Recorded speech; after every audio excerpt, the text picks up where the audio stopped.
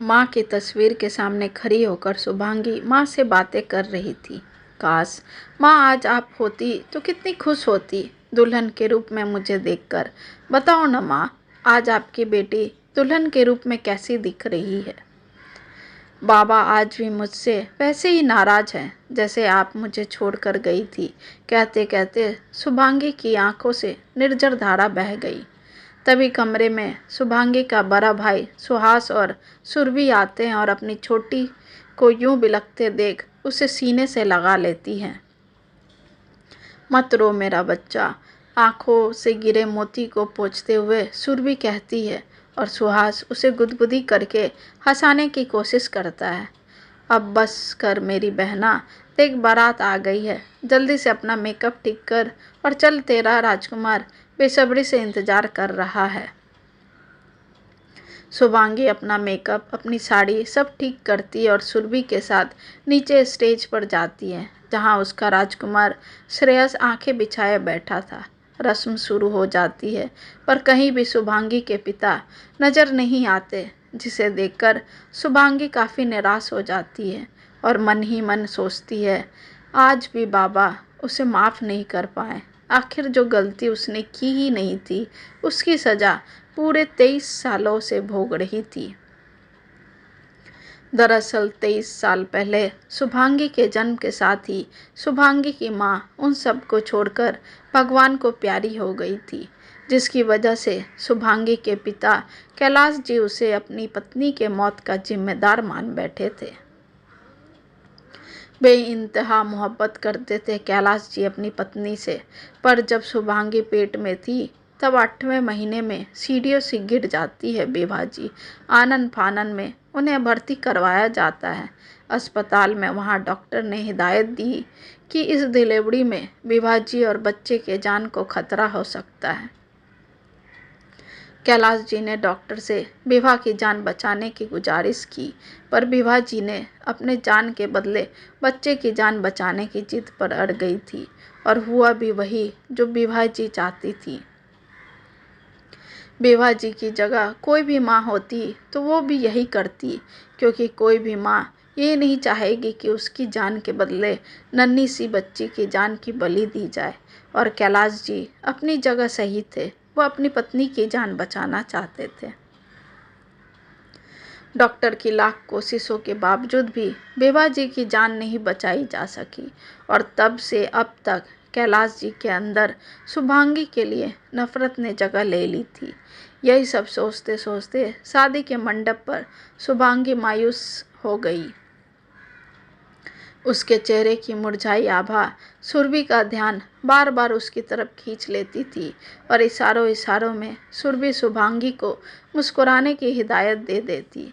इसी बीच कन्यादान की रस्म के लिए पंडित जी ने वधू के मामा और मामी को आवाज़ लगाते हैं, जो पहले से ही तय था कि शुभांगी का कन्यादान मामा मामी ही करेंगे।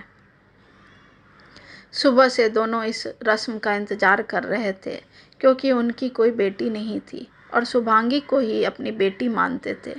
पंडित जी की आवाज़ पर मामा मामी जी मंडप पर विराजमान होने ही वाले थे कि पीछे से एक आवाज़ आता है, रुकिए। सब पीछे मुड़कर देखते हैं तो कैलाश जी पारंपरिक वेशभूषा में अपनी पत्नी का फोटो हाथ में लिए कहते हैं, मैं अपनी बेटी शुभांगी का कन्यादान करूंगा, और आकर अपनी बेटी और दामाद के बीच बैठ जाते हैं। सारे नाते रिश्तेदार कैलाश जी की बदले व्यवहार को देखकर आश्चर्य में पड़ जाते हैं। जिस बेटी को कभी सीने से नहीं लगाया, आज उसका कन्यादान। शुभांगी में अपने पिता के बदले अंदाज को देखकर बहुत आश्चर्य होती है, पर दिल में एक खुशी भी होती है और फिर उसकी आंखों के कोर गीले हो जाते हैं।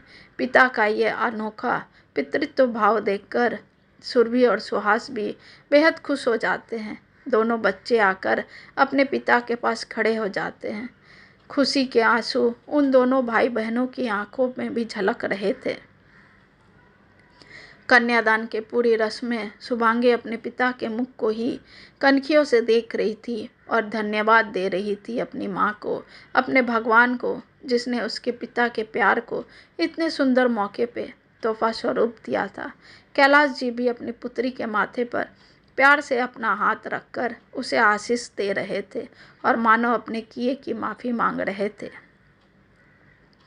विदाई की घड़ी शुभांगी कैलाश जी के सीने लगकर जी भरकर रोई। शायद जिस प्यार से वो वंचित थी, आज उसे पाकर वो धन्य हो गई। कैलाश जी ने भी अपनी बेटी से अपने किए की माफ़ी मांगी और कहा, बेटा, मैं जानता हूँ तुम्हें बहुत तकलीफ दिया मैंने जीवन में, पर कभी कभी मेरा दिल भी रोता था मेरी बच्ची। पर बाप का दिल है ना, जल्दी झुकने को तैयार नहीं होता। पर आज तो तू अपनी नई जिंदगी की शुरुआत करने जा रही है, तो एक पिता कैसे ना अपना आशीष देता, जो तुम्हारा अधिकार है। पिता की बातें सुन शुभांगी कैलाश जी का पैर छूकर माफ़ी मांगती है।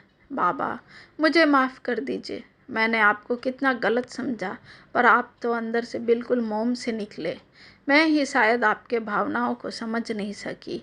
आपने तो हर सुख दिया मुझको, पर आपके प्यार से वंचित रही। पर आज वो कमी भी पूरी हो गई। मैंने आज अपने बाबा का दिल जीत ही लिया। फिर कैलाश जी अपनी बेटी का हाथ दामाद जी के हाथों में देते हुए कहते हैं, बेटा जी, कभी भी मेरी बच्ची की आंखों में आंसू नहीं आने देना, हमेशा एक दूसरे का ख्याल रखना। कहते हुए कैलाश जी भावुक हो जाते हैं। पिता को भावुक देखकर सुरभि और सुहास भी रोने लगते हैं। पर शुभांगी कहती है, आज तो खुशी का दिन है, आज मुझे मेरे पिता का प्यार मिल गया, इसलिए मैं नहीं रोने वाली हूँ। ये सुनकर सभी हंसने लगते हैं।